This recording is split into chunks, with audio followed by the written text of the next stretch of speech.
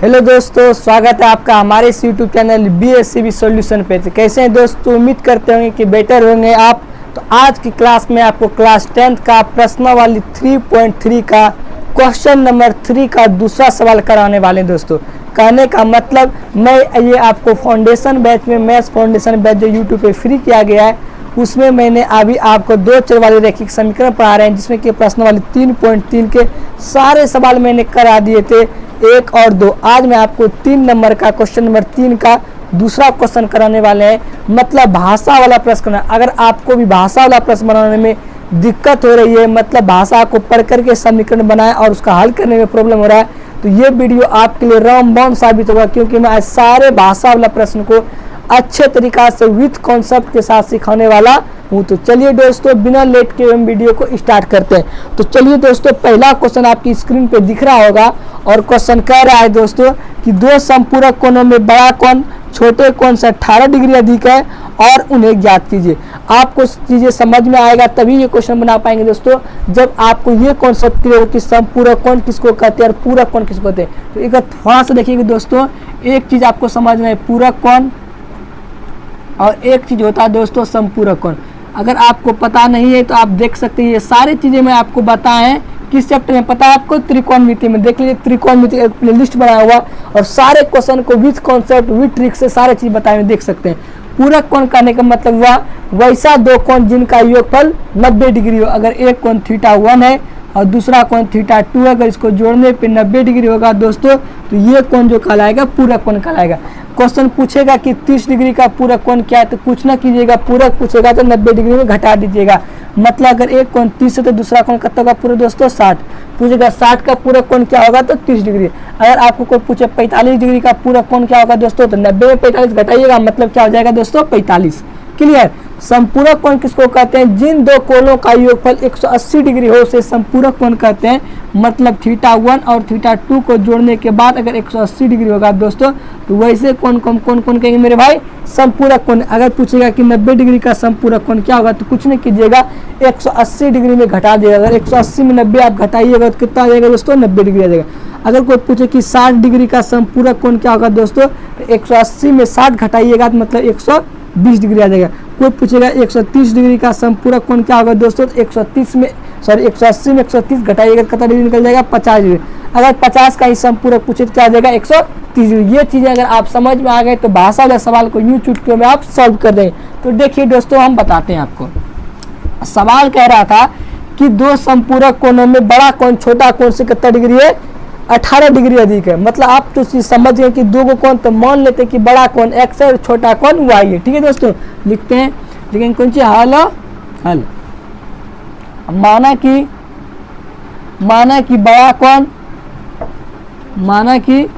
बड़ा कोण x एवं छोटा कोण y है, एवं छोटा कोण क्या है मेरे भाई, y है। कोई दिक्कत इतना दूर। अब देखिए, बड़ा कोण x मान लिए, छोटा कोण y मान लेते। प्रश्नानुसार दोनों कोण संपूरक हैं, दोनों कोण क्या है, संपूरक है। दोनों कोण क्या है मेरे भाई, संपूरक है। अभी आपको बताएं संपूरक कोण उसी को कहेंगे जिन दो कोणों का कितना डिग्री हो, 180 डिग्री। तो एगो x है और एगो क्या है, y है। इसका मतलब हुआ कि x प्लस y का मान कितना डिग्री हो जाएगा मेरे भाई, 180 डिग्री। Equation first. पुनः दूसरी स्थिति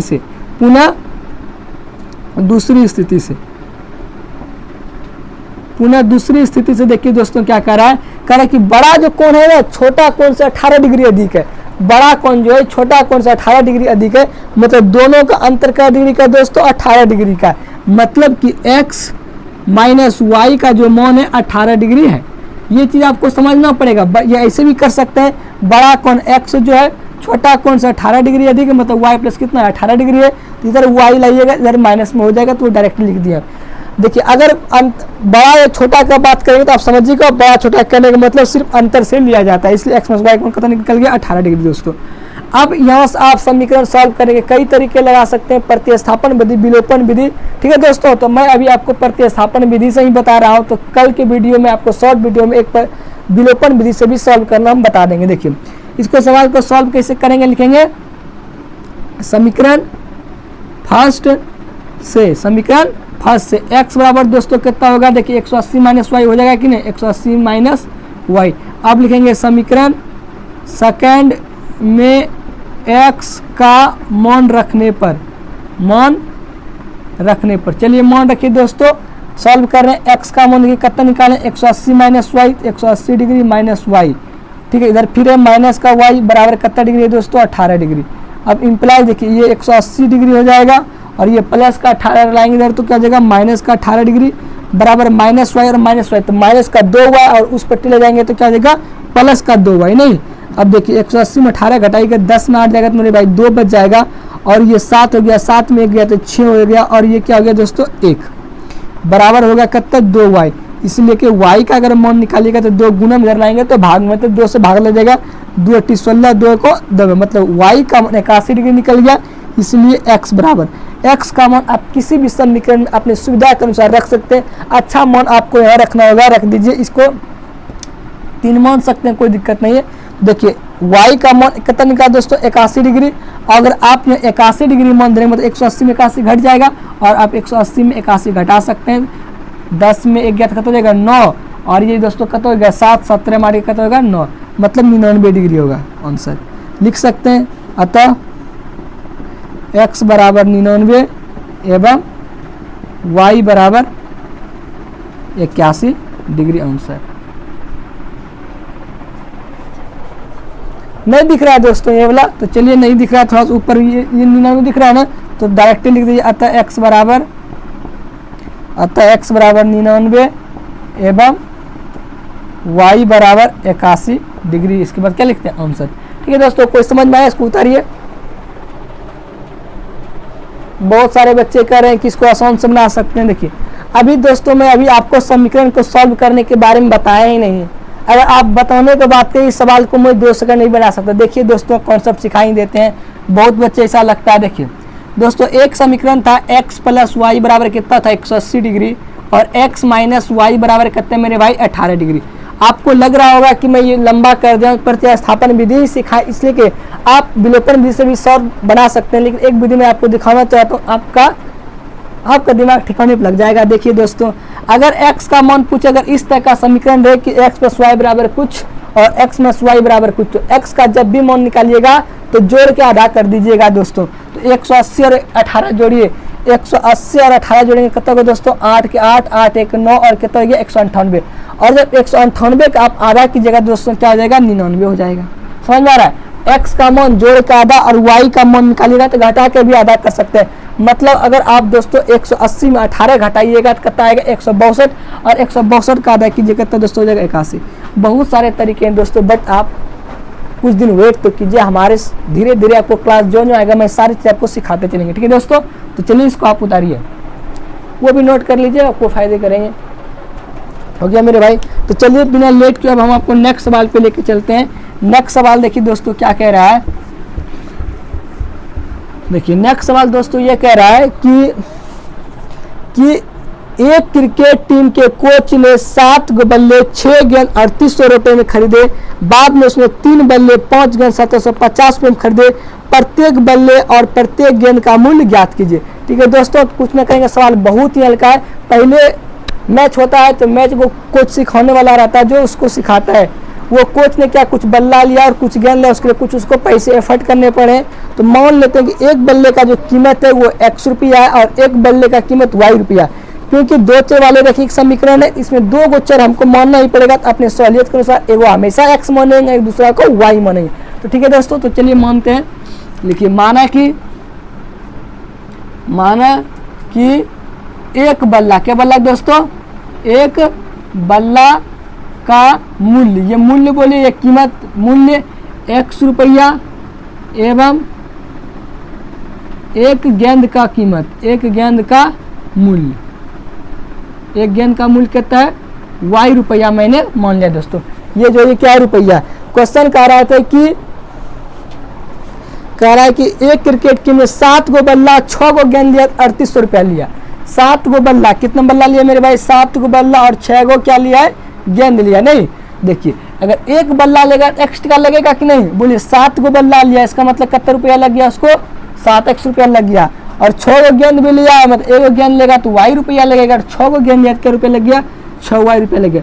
ये किसके, हमारे हिसाब से, लेकिन प्रश्न में दिया कि नहीं, उसको पैसे में जो लगाए मेरे भाई 3800 रुपया लगाए, लिख देंगे यहाँ 3800 रुपया, तो दिक्कत।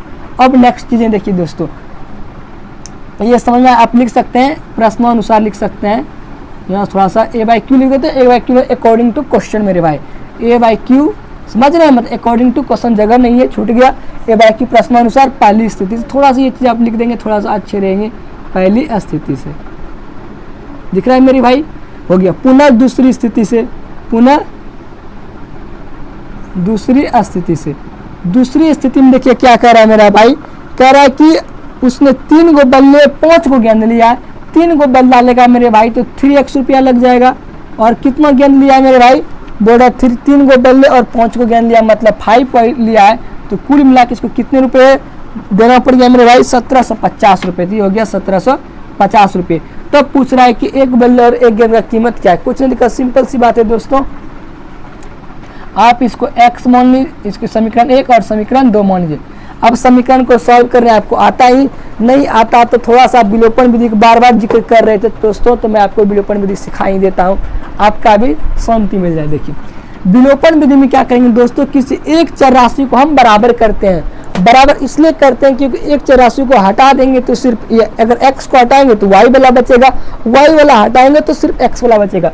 अब देखिए आप यहाँ क्या करेंगे, ये यहाँ 7 है और यहाँ क्या है 3 है, तो ये 7 वाला 3 कैसे बनेगा, आप बोलेंगे इसको मिटा के 3 कर देना, भाई ऐसे ना करते हैं, दोनों को बराबर करेंगे। किसी चीज को बराबर करने के लिए उसका हमेशा आप क्या लेते हैं, लघुत्तम लेते हैं, मतलब 3 और 7 का लघुत्तम कितना हो जाएगा मेरे भाई, 21, समझ रहे हैं। उसका अगर वो चीजें भी समझ में नहीं आती है तो कुछ ना कीजिएगा, उल्टा गुना कीजिएगा, इसका 3 है इसका 3 यहाँ दे दीजिएगा और इसका 7 यहाँ दे दीजिएगा। अब लिख दीजिएगा समीकरण फर्स्ट में, समीकरण फर्स्ट में कितना गुना किए, 3, समीकरण फर्स्ट में 3 से, एवं समीकरण सेकेंड में, एवं समीकरण सेकेंड में 7 से गुना कर घटाने पर। देखिए आप किसी में घटा सकते हैं, किसी को ऐसा बात नहीं पहले में दूसरा घटाइए या दूसरे में पहले, बस आपके दिल जिससे करे उसी में घटा सकते हैं।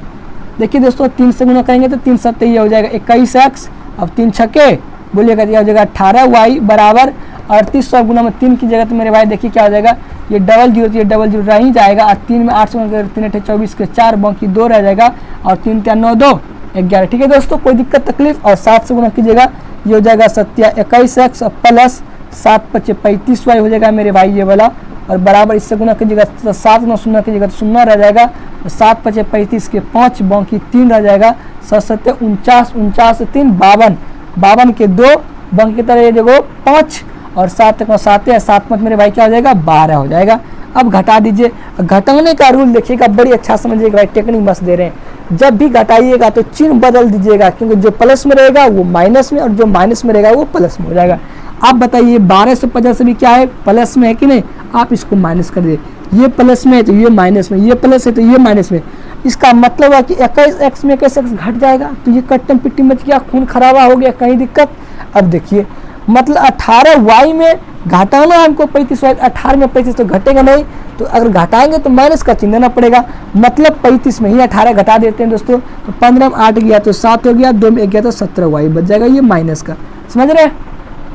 बराबर फिर हाल वही होगा दोस्तों, ये 11 क्या है, 21 22 सकड़ा 1000 10 11400 है, और ये 12250, तो इसी में घटाना पड़ेगा, सिर्फ चिन्ह माइनस कर देंगे तो माइनस दे दीजिए, और ये 12 2 5 0 पे घटा सकते हैं, 1 1 4 0 0 0, ये हो जाएगा 5, 2 में 4 जाएगा नहीं तो दोस्तों पैसा लीजिएगा, 12 में 4 जाएगा तो 8, और ये तो कट्टम पिट्टी मच ही जाएगा। ये चीज़ें तो आप जानते हैं, 850 है क्या दोस्तों। अब देखिए क्या करेंगे, ये माइनस हम कटा देंगे तो y का मान निकल जाएगा 17 5 85, 5 बार में कटिए, ये 0 जो था 0 हम चिपका दें, मतलब y का मान निकल गया दोस्तों कितना 50, इसलिए x बराबर, इसलिए x बराबर। अब किसी समीकरण में मान पुट कर सकते हैं तो कोई बड़ी बातें नहीं है दोस्तों। अब आपको जिसमें सहूलियत करे उसमें पुट कर सकते हैं। बताइए हम x का मान किस में धरें। देखिए अगर हम यहाँ पर धरते हैं सेकंड समय दोस्तों तो क्या हो जाएगा 5 है 25, 5 है 25, मतलब 250 हो जाएगा। y का मान 50 धरते तो 5 गुना 50 करेंगे तो 250, और 1750 में 250 घटा देंगे देखिए दोस्तों ये 1750 में लिख ही देते हैं, आपको समझ में ज़्यादा आएगा। समीकरण सेकेंड में y का मान रखने पर, सेकेंड में y का मान रखने पर, चलिए फटाक से रखते हैं मेरे भाई। देखिए ये तो हमारा हो जाएगा 3x प्लस ये 5 गुना y का मान देखिए 50 पुट कर रहे हैं, बराबर कितना हो गया 1750 इम्प्लाइज। देखिए 3x बराबर ये हो जाएगा कितना, ये 1750 का 1750 रहने देते हैं, 5 5 250 प्लस का 250 हो जाएंगे तो कितना होगा माइनस का 250 हो जाएगा, बराबर ये 3 गुना उधर ला जाएंगे तो भाग में हो जाएगा x का मान। अब पहले घटा देते हैं, 0 में 0 जाएगा तो 0, 5 में 5 गया तो ये 0 हो गया, 7 में 2 जाएगा तो कितना बच जाएगा मेरे भाई 5 हो जाएगा, और 1 का 1 को बटे में कितना हो गया 3 से भाग दीजिए, 3 5 15, ये हो गया कितने मेरे भाई 500। मतलब x का जो मान निकलेगा वो 500 और y का मान जो निकलेगा कितना 50 हो जाएगा। आंसर एक बार मैच करा लो भाई, हो गया दोस्तों, उतारिए फटाक से।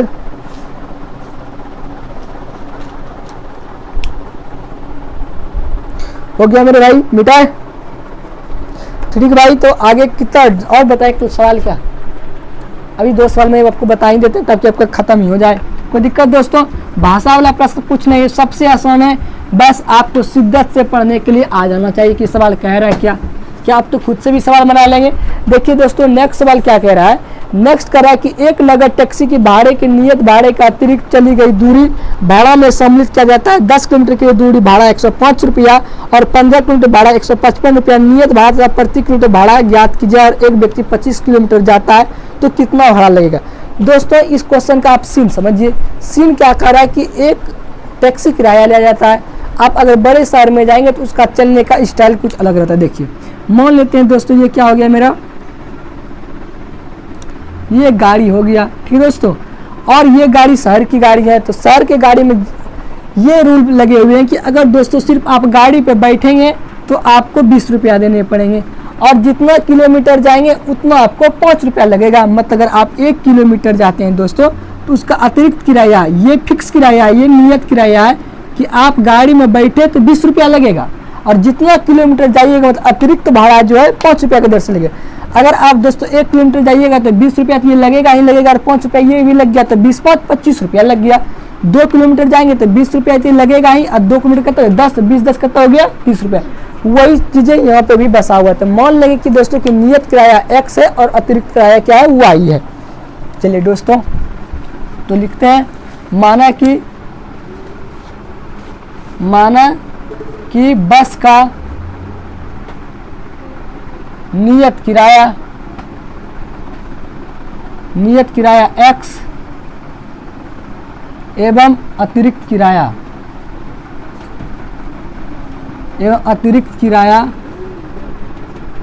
y रुपया है। अकॉर्डिंग टू क्वेश्चन,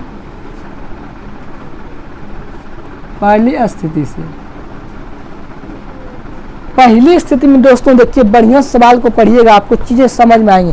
सवाल कह रहा है कि मेरे भाई की एक नगद टैक्सी भाड़े में नियत भाड़े के तरह अतिरिक्त चली गई दूरी भी जोड़ा जाता है। 10 किलोमीटर दूरी के लिए भाड़ा 105 रुपया लेता है। अगर आप 10 किलोमीटर जाइएगा तो 105 रुपया लगेगा। आप लॉजिक लगाए, आप गाड़ी में बैठे इसका मतलब आपको 100 रुपया लग गया, और 10 किलोमीटर जाएंगे और 1 किलोमीटर जाइएगा तो y टका लेगा कि नहीं, और 10 किलोमीटर चले इसका मतलब 10 रुपया लेगा। पैसा तो इतना टोटल किराया हुआ हमारे हिसाब से, लेकिन बुक के हिसाब से कह रहा है कि नहीं, उसे भाड़े के रूप में मेरे भाई 105 रुपये दिए हैं। इसका मतलब ये कितना हो गया 105। Equation first. पुनः दूसरी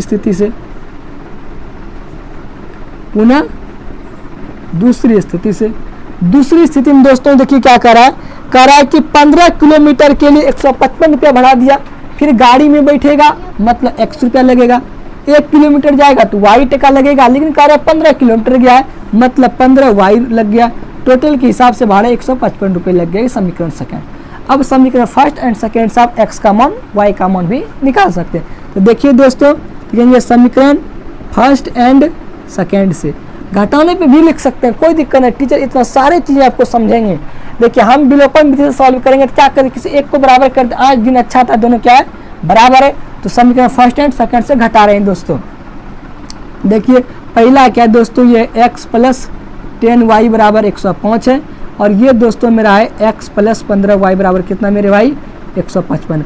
अब थोड़ा सा इसको घटा रहे हैं, हम माइनस का चिन्ह देंगे, ये माइनस का चिन्ह, ये कौन सी करने पे, घटाने पर। दोस्तों घटा रहे हैं देखिए, और ये 105 है मेरे भाई, मतलब समझ रहे हैं, ये प्लस माइनस तो कट जाएगा, और 10y में माइनस का 15y घटेंगे तो मतलब माइनस का 5y हो जाएगा।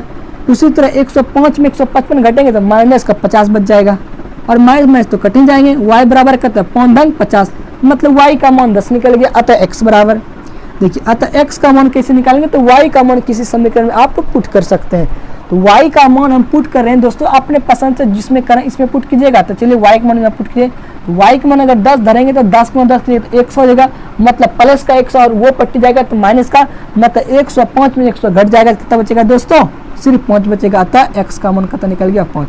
अतः नियत किराया x जो माने थे वो कितना है, 5 रुपया है दोस्तों, और अतिरिक्त किराया नहीं दिख रहा है, अतिरिक्त किराया y माने तो y बराबर कितना है दोस्तों, 10 रुपया आंसर। चलिए इसको मेरे भाई उतारिए, हो गया दोस्तों। चलिए एक सवाल आप देख ही लीजिए, वो भी आज खत्म हो जाए क्या। दोस्तों एक करा कि एक व्यक्ति 25 किलोमीटर जाता है तो कितने भाड़ा लगेगा। देखिए 25 किलोमीटर का, अब जगह नहीं थी इधर में बताते हैं, 25 किलोमीटर के लिए भाड़ा, 25 किलोमीटर का भाड़ा, बोलिए दोस्तों 25 किलोमीटर का भाड़ा लगेगा, मतलब गाड़ी में बैठा x रुपया लगेगा। 25 किलोमीटर का, 1 किलोमीटर का y रुपया, तो 25 किलोमीटर का बोलिए क्या देगा, 25y हो जाएगा। अब बताइए x का मान अभी निकाले थे मेरे भाई, कितना है, 5 है, प्लस 25 गुना y का मान बताइए कितना है, 10 है।